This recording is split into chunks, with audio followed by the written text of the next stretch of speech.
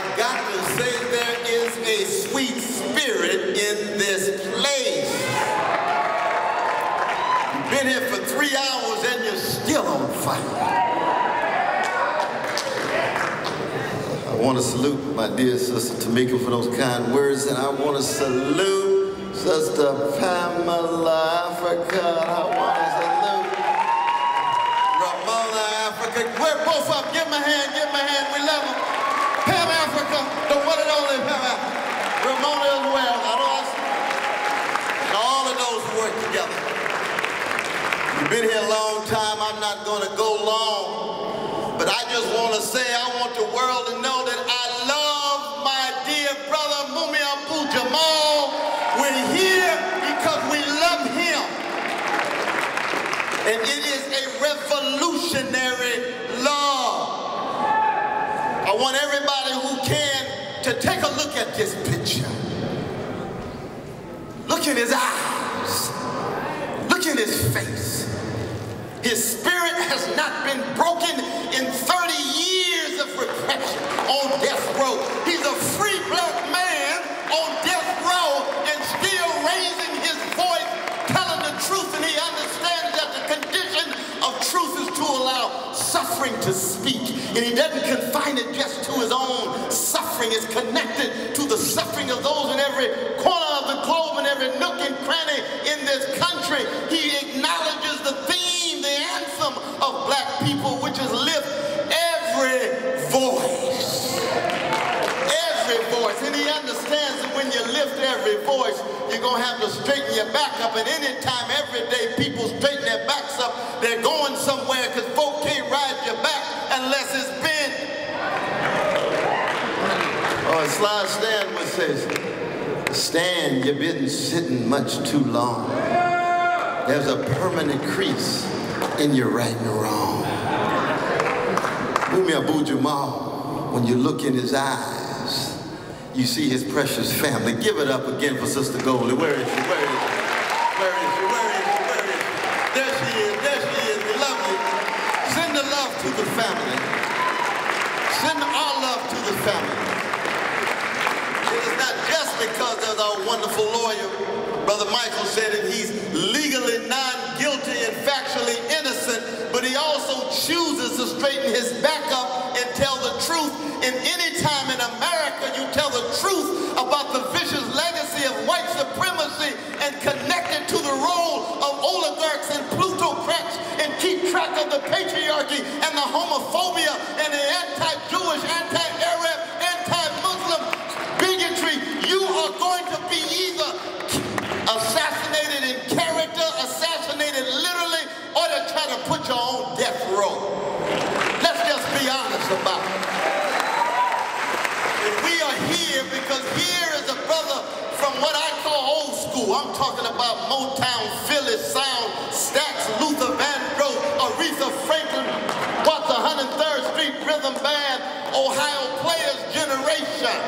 That's my generation. Generation of the love train of the OJs and the love supreme of John Coltrane and Mississippi Goddamn of Nina Simone. That's part of his generation. That's our generation. He stood up. He's still standing up. And it's a rare thing because so many folk who come out of that generation, what have they done? They gave up. They sold out. They gave in. They couldn't take it. They became so well-adjusted to injustice and well-adapted to indifference that they no longer wanted to raise their voice so the younger generation could look out and say, oh my God, there's an example of revolutionary love and revolutionary courage and revolutionary joy.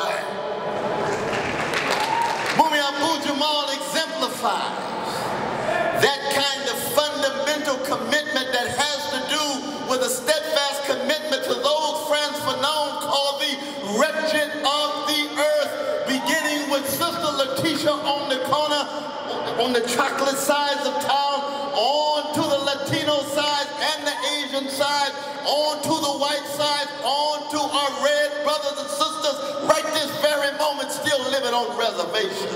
A holistic perspective. And that's very rare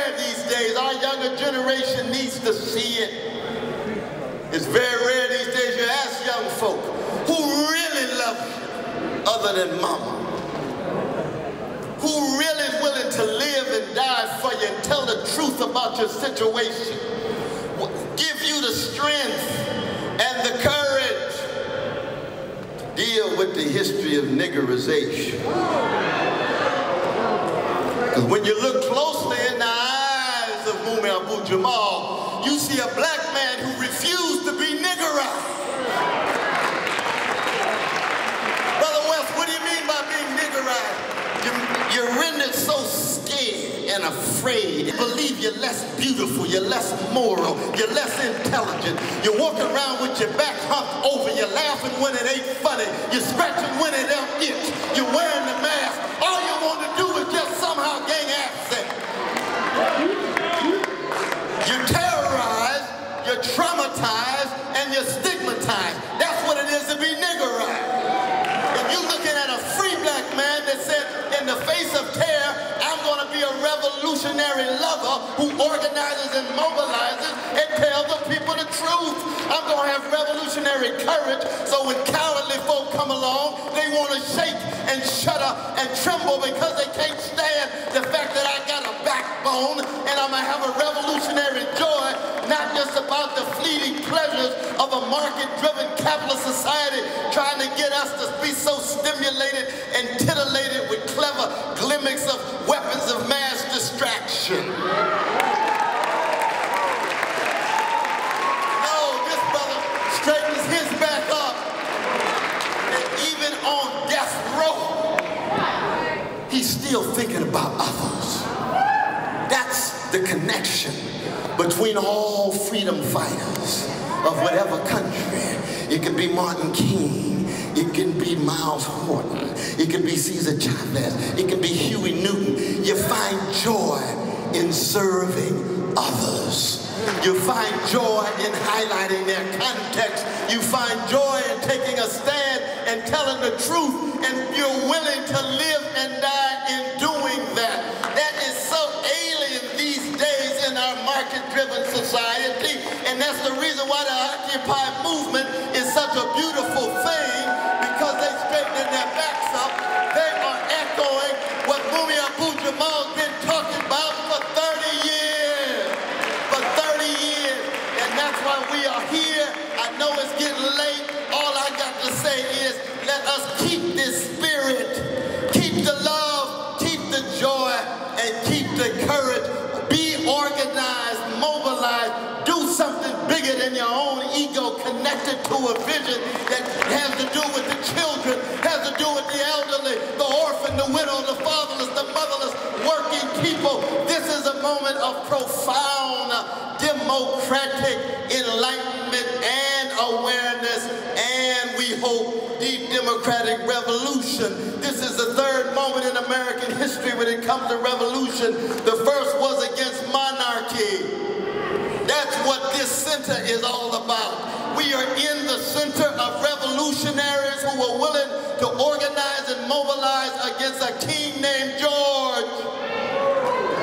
And then here come 1861 when they wrote a constitution in the 1770s and didn't even refer to the institution of U.S. slavery that took dignified Africans and tried to convince us that we had to deserve solely to be enslaved and exploited. The niggerization setting in, and you end up fighting a civil war not invoked in your constitution. Civil war was slavery not invoked in your constitution. Monarchy, slavery. We are at the beginning of the new revolutionary wave in America, and it's against oligarchy, it's against plutocracy, it's against Wall Street oligarchs full of corporate greed, tied to the military-industrial complex, tied to the prison-industrial complex, tied to the corporate media multiplex. And the question is, who's going to tell the truth? Who's going to straighten their backs up? Who's going to keep the revolutionary love, revolutionary joy, revolutionary courage along? Listen to the voice of our dear brother. He's one voice among others here and around the world to make the world better, so that the very spirituals that our ancestors who were slaves but still dignified when they raised the question and said, wade in the water. wading in that water, you got to take a risk. You got to pay a cost. You got to learn that life is not just about the next pleasure.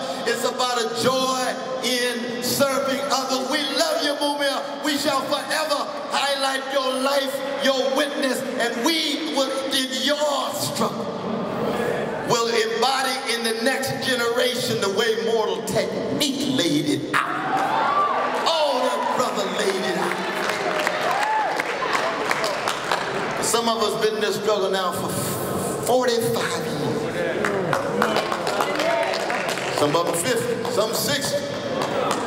Mary Baraka, 60, still on fire. And I'm not talking about any particular ideology, religion, phenotype, or culture. We're talking about all human beings who have enough courage and joy and a sense of vision to make the world better against highly concentrated power. 1% of the population, only 40% of the wealth. The top 400 individuals having as much wealth as the bottom 150 million people. That's a key sweat moment. Something just ain't right. It just ain't right. It's a question of morality. It's a question of justice. It's a question of what is right. And for 30 years, did you notice how gentle his spirit was? Did you notice how tender he was? Did you notice how sweet he was? When I walked in the building, I saw some of our sick white brothers and sisters on the outside, full of hatred and bigotry. I said, I must be in the wrong place. I'm going to a love fest. But when I got inside, I could feel the love fest. That had nothing to do with hating anybody. It has to do with loving people, and when they're treated unjustly, you have to do something. You got to say something. You got to fight. You got to resist. You got to critique. Don't let anybody tell you tonight that this magnificent gathering of revolutionary love and courage and joy had to do with hating anybody. No, not at all. That's part of the lie machine that's trotted out every time ordinary people try to get up and change the world, and that's what we're here to do. Let us forever struggle together, fight together, sacrifice together, criticize each other together, and leave a legacy for our young brothers and sisters. Stay strong.